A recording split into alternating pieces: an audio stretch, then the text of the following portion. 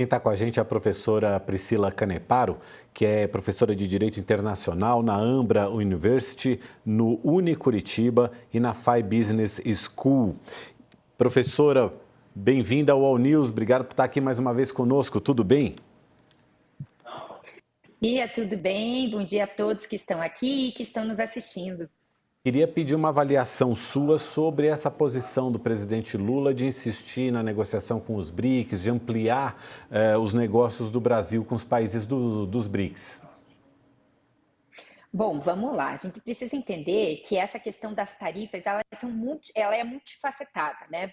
Primeiro ponto, a gente tem que pensar que não existe nada em relação ao cenário interno que interesse ao Trump e que não traga algum benefício econômico, benefício político para os Estados Unidos. Então, especificamente em relação à questão do Bolsonaro, é meio que um bode expiatório que se utilizou como retroalimentação para que ele tenha uma argumentação em impor essas tarifas. Mas, em verdade, a questão que versa sobre os Estados Unidos e essa imposição de tarifas, ela repousa em alguns aspectos, incluindo aí a postura do MAGA, do Make America Great Again. Por que eu estou falando isso? Primeiro porque interessa a ele, sim, pressionar o Supremo Tribunal Federal em relação especificamente às ações que, principalmente o Alexandre de Moraes, ele é relator, incluindo aí a questão das Big Techs. Segundo, interessa também para o Trump fazer uma negociação quase que versando, e aí uma negociação totalmente voltada em uma questão privatista e não da diplomacia, versando efetivamente sobre uma pressão para que o Brasil ceda as terras raras, que são minérios de uma altíssima importância para os Estados Unidos, e a gente tem que pensar que os Estados Unidos não possuem essas terras raras no número que China, Brasil, Austrália possuem. Então esse é um meio também de pressionar. E por último, aí a gente chega no ponto central da fala do Lula, que é muito importante a gente destacar. O Brasil, na era do governo Lula, e principalmente pensando em governos de esquerda, governos mais voltados, por assim dizer, por uma questão do pragmatismo da sociedade internacional, eles são governos propriamente ligados ao multilateralismo. O que significa isso? Eles respeitam a cooperação internacional, respeitam e gostam, e além disso, eles querem fazer com que hajam negociações não envolvendo apenas um caráter bilateral de dois estados, porque a sociedade internacional possui diversas dicotomias em relação a posicionamento e também a poderio de barganha, poderio de negociação. Então, a gente negociar com os Estados Unidos é muito mais difícil do que efetivamente o Mercosul negociar com os Estados Unidos ou o próprio BRICS negociar com os Estados Unidos. Só que a política trumpista, desde a era Trump 1, ela não condecora o multilateralismo, porque ele sabe justamente que esse multilateralismo faz com que os Estados Unidos tenham que sentar à mesa e tenha que ceder também. Então, basicamente, esse ataque de tarifaço ao Brasil, no primeiro momento, que não tem nada, por assim dizer, ligado com a questão Bolsonaro, e o segundo ponto, agora em relação à Índia, é justamente para desfortalecer ou trazer uma consistência um pouco mais arenosa para esse multilateralismo e, principalmente, o que preocupa muito o presidente Trump, ao BRICS. Porque o BRICS é, sim, das grandes economias mundiais em relação a esse sul global, em relação ao Oriente, que pode colocar em risco a hegemonia dos Estados Unidos nesse momento. Então, a fala do Lula, ela é versada nesse sentido, versada em condecorar o BRICS e, principalmente, a uma diplomacia que versa a institucionalização da sociedade nacional e, inclusive, ao multilateralismo. Pensar que uma negociação tem que trazer benefício para ambos os lados, e não apenas para os Estados Unidos, como foi bem postulado e como a gente tem observado nesses últimos movimentos do Trump. Professora, posso? Gente, claro. Desculpe. Que eu estou com um pouco de delay. Professora, obrigado pela presença aqui. Boa tarde, bom dia. Tem um ponto que é o seguinte, nesses últimos movimentos, além desse diálogo que o Brasil falou que vai ampliar com o Modi, com o Xi, né, eventualmente até com o Putin, se conseguir resolver a questão do óleo, do óleo dos fertilizantes, mas o Trump ele aumentou as tarifas da Índia de 25% para 50% com a justificativa de que a Índia está comprando muito óleo diesel da Rússia e os Estados Unidos estão tentando asfixiar economicamente pelo fim da guerra da Ucrânia.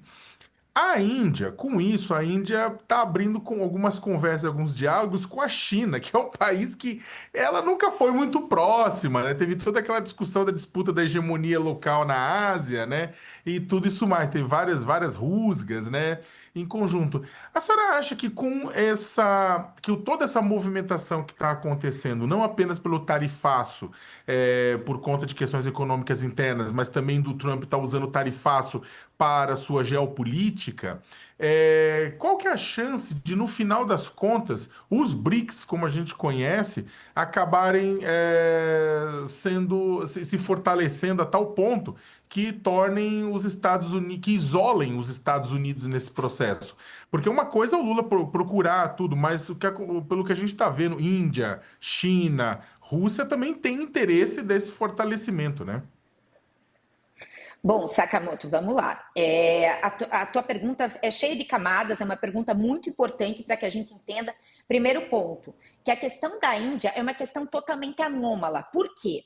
A Índia sempre foi o principal parceiro, não apenas econômico, mas também político e geoestratégico dos Estados Unidos na Ásia.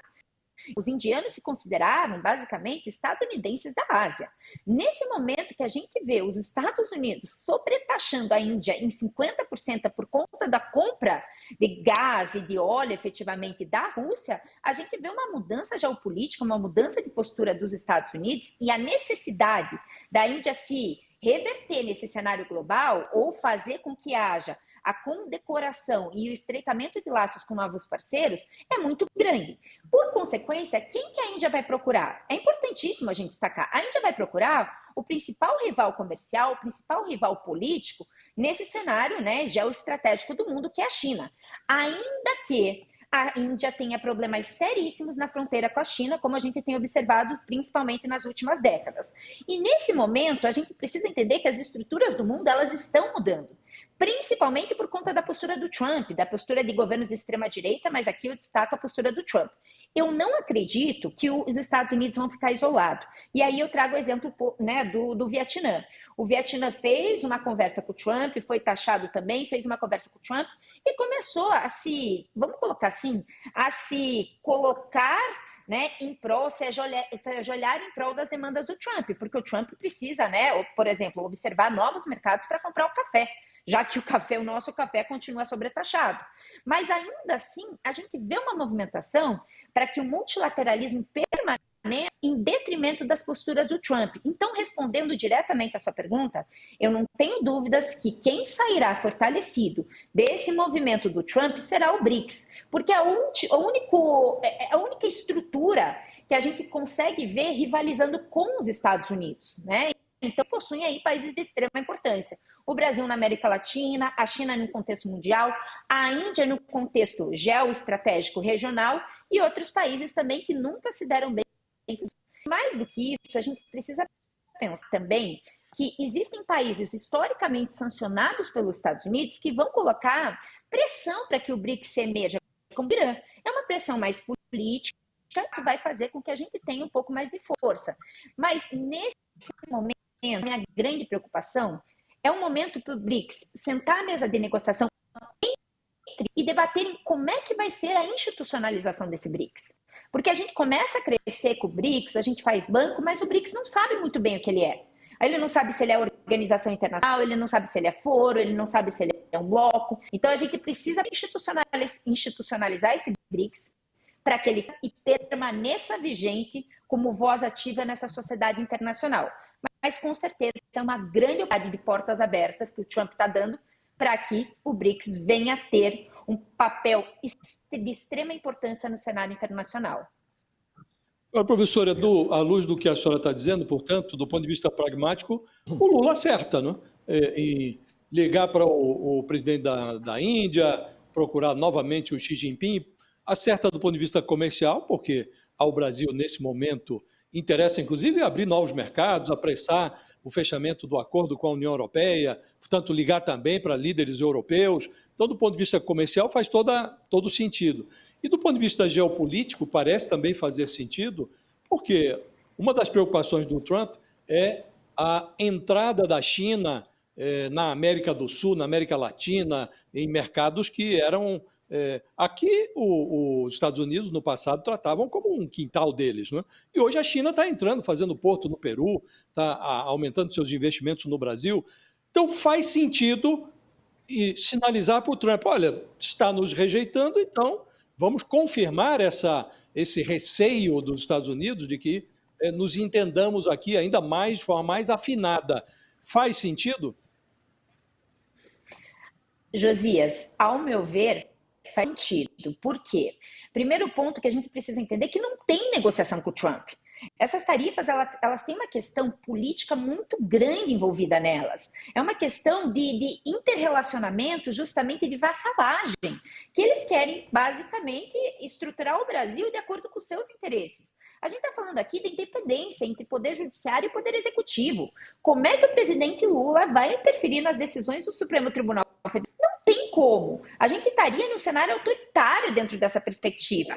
Mais do que isso, existe uma total independência ainda maior, por exemplo, da Procuradoria-Geral da República no Brasil, do que a gente tem no cenário da Procuradoria dos Estados Unidos. O Trump precisa entender a nossa dinâmica de independência dos três poderes. Não tem como Lula fazer uma negociação em relação a essas demandas do Trump.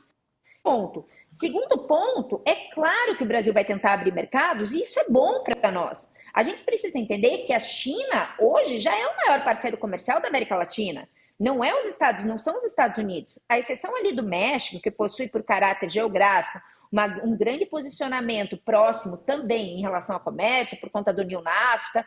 Dentro dessa realidade, dessa dinâmica da América do Sul, a China já é o nosso maior parceiro. Então, a gente precisa fazer uma abertura de mercado e, principalmente, a China já está sinalizando que ela vai compactuar com esse posicionamento do Lula quando ela libera para 130 empresas produtoras de café no Brasil poderem comercializar café na China, ainda que vai ser difícil, porque a China os chineses não têm esse hábito do consumo de café como o estadunidense, mas dentro dessa premissa não tem outro caminho. Não tem negociação com o Trump. O Trump não faz uma diplomacia tradicional. A gente não tem organizações internacionais o suficiente para fazer frente com o Trump, até propriamente dita, essa demanda do Brasil na OMC, do ponto de vista político, ela é muito importante, mas do ponto de vista prático não vai trazer nenhum resultado efetivo, porque a OMC está adormecida, justamente por conta dos Estados Unidos. Então, a gente precisa fazer com que nós estabeleçamos o nosso poderio internacional, o poderio econômico, para que nós tenhamos alguma vantagem também nas tarifas. E eu pontuo aqui que a política brasileira, ela está fazendo o que tem que ser feito, né? Então, basicamente, o nosso vice-presidente conversando com os empresários dos Estados Unidos, porque são os únicos que conseguem pressionar o Trump nesse momento. O Trump, ele é muito voltado para o mercado privatista, ele não é voltado para a diplomacia pública, a diplomacia entre os estados tradicionais. O Trump só cede a partir do momento que ele vê, primeiro, a sua base aliada, principalmente das Big Techs, e o empresariado dos Estados Unidos lhe pressionando. Então, o que o Brasil está fazendo? Na perspectiva do presidente Lula, negociando contra os mercados, e na perspectiva do vice-presidente Geraldo Alckmin, tentando fazer uma negociação com os empresários dos Estados Unidos afetados por essas tarifas, para que haja, né, um tensionamento, uma pressão em relação ao governo dos Estados Unidos. Gente, não tem outro caminho. É esse caminho que dá para ser feito, ou a gente cede efetivamente as nossas terras raras e faz uma intromissão, né, efetivamente inconstitucional do Poder Executivo no Poder Judiciário.